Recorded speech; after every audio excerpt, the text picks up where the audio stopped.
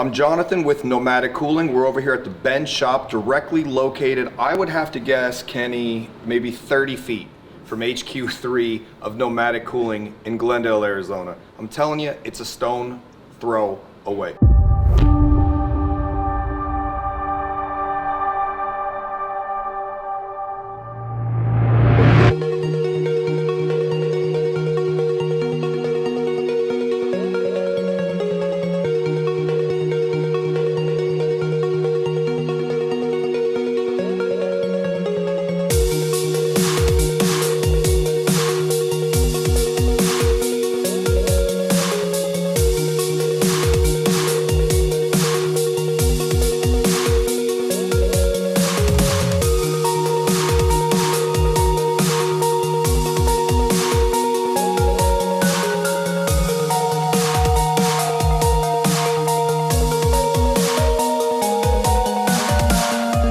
We're installing for a customer a secondary alternator. We don't do that at Nomadic Cooling. I don't think that you should do your own secondary alternator. Benny will go over why we don't, but we happen to be in a very fortunate position where Benny's right next to us at the Benz Shop, and he can do them for us professionally and thoroughly. And we're going to go through a few reasons of why you maybe should want to have a professional do it for you and all the things that could go wrong. The other thing I want to point out, since I have Benny here, and I don't know, are you nervous in front of the camera at all? It's sweating. Yeah. It does happen. It's a big camera. It happens sometimes. I apologize about that. I know there's a lot of wait times at a lot of Mercedes dealerships, especially for the Sprinters out there right now. If you do happen to be in the area, you need an oil change, you need something done, the Benz Shop is a great option. We've been working together for at least 2 years. He was working on my 2011 Mercedes Sprinter when it was having terrible DEF problems with the computer and all the sensors. He fixed all that for me. And now, because we're located so close, we do a lot of work back and forth, primarily secondary alternators. So he can put them in, he installs them, and then we go back over to Nomadic Cooling and run all the wires associated with it. So this kit that we installed was from Nation's Alternator, and it's their 3-belt kit. And the advantage to the 3-belt kit as opposed to 2 belts is the extra belt does what? Extra belt drives only the alternator assembly. Okay. That is it. Now, so if that one breaks, your engine still works. Yeah, you could keep chugging along. You don't have anything to worry about. The interesting thing about the Nations, because we've had so many customers install these now, is that if your angle is off on your install, you're thinking that you did it fantastic, and somewhere down the line it all goes kaputty.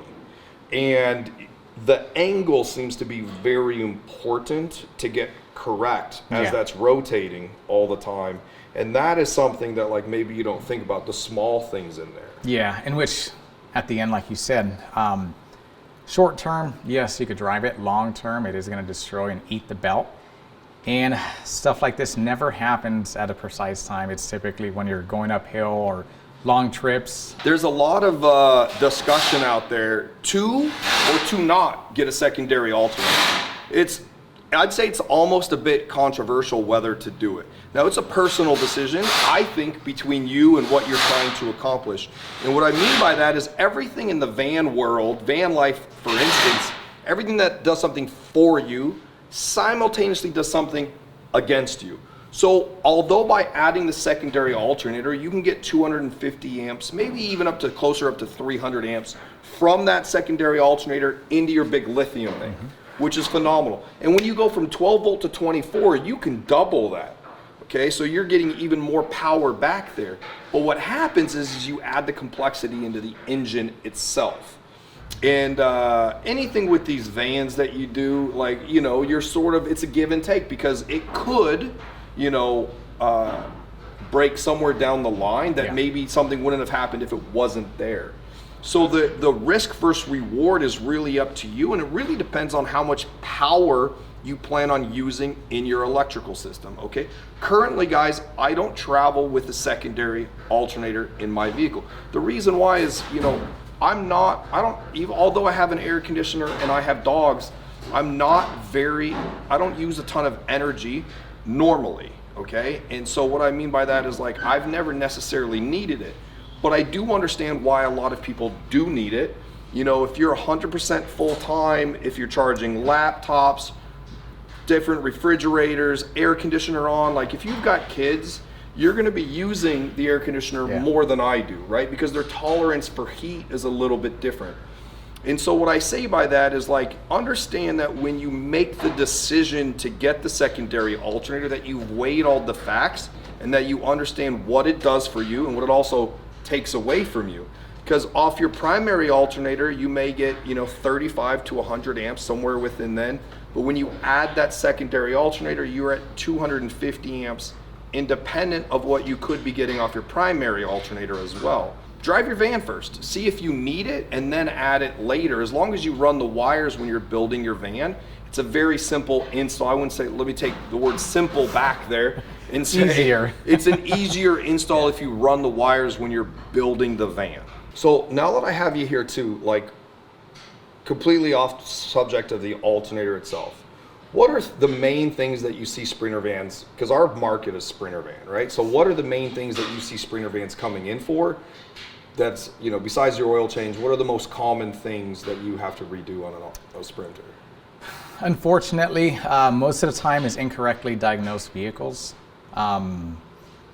People take it somewhere else, a generic company, a generic shop, and they end up throwing parts, hacking it up, damaging components. A lot of times, this actually doubles the initial repair, in which, if brought to us the first time, it's diagnosed correctly, fixed correctly, there's no issues. Now, whenever we have to go back and go 3 steps back and then build up, that's when the extra fees accrue. Are you having lots of issues with, like, primary alternators go out? Like, is that something that you see a lot on the Sprinters? Not really, Because to be honest with you. It's like this heated discussion of, like, how much power can you take off your alternator? Now, personally, myself on my van, I've been taking 100 amps off my van for 2 years. With no ill effect. You know, the book says like 35 or something, right around there. And it's hotly debated in the forums. You know, you don't want to go down that web, but every mechanic that we've spoken to, Kenny and I went to a Mercedes place a few months ago as well, and they haven't done really any alternator repairs either. Mm-hmm. It doesn't seem to be something that's that common. And I know I say that, but you're also fixing another secondary alternator today at the same time. You know, but that, how old's that vehicle? I would say 14, 15. 15. Yeah. Okay. So it's quite an older vehicle. It is. So it's got a lot more miles. A lot definitely. more miles. The miles are good. You just did an oil change for me yesterday for a customer's van, and I got in here same day, out the door on a Sprinter for $180. Correct. Without any warning. Correct. Okay, well, let me just tell you, that doesn't happen. Yeah. Okay? Usually, you've got to make appointments, you've got to wait a long time, and like some of these dealerships right now are at 2 weeks for some of this stuff. Yeah. And we got in same day, same time. Obviously, you'd like to get a phone call first, but the 180 is a very reasonable price for a Sprinter oil change. Yeah. I know that sounds crazy, but it really is a good value. Yeah. You know, the whole hope with us working so closely together is for us to, you know, have our customers be able to stop in here and then get some of this work done that they need to get done and plan it into their schedules. You know, the thing is, there's no Hondas here at this dealership. It only does Mercedes. That's it. Yep. And you have all, what is the software cost to work on Mercedes? So the original Mercedes Benz computer actually costs $33,000. $33,000. Is that a yearly? That is, I believe, a 4-year lease. 4-year lease. I might be mistaken. $33,000 for the computer to lease just to work on the vehicle. To enter. So if you're not paying for this software, you can't play. Like if you go to like a grease mug, you know, any of these places, I don't want to use names, but you don't have the ability to do anything because you can't read the codes. Yeah, and you know what? Reading the codes is sometimes part of even a repair. Like there's so much more that the original Mercedes software lets us do. Honestly, we don't have anything else on purpose because there's no point. Mercedes-Benz uses their own programs. Why are we going to use anything else? Anything else, yeah. Yes. Completely agree, and understand. Once again, guys, my name's Jonathan with Nomadic Cooling. This is Benny over here at the Benz Shop, and if you're in town when it's not super hot, come stop by. And if you have any questions, if you want to order a secondary alternator from Nomadic Cooling, we could have it set up, have it dropped off over here, and have the whole thing streamlined for you at one place. The one thing that I also want to say is, to be quite honest with you, we don't middle the deal between you and the Benz Shop. Okay, that's not what we're here to do. Okay, they provide a service, and we don't, there's no skin in the game for us, except for the fact that we don't want to do it, and we want to make sure it's done perfectly for you over the course of your travels with your Mercedes Sprinter van. Guys, so if you want to go further in comfort with the Benz Shop, give us a call.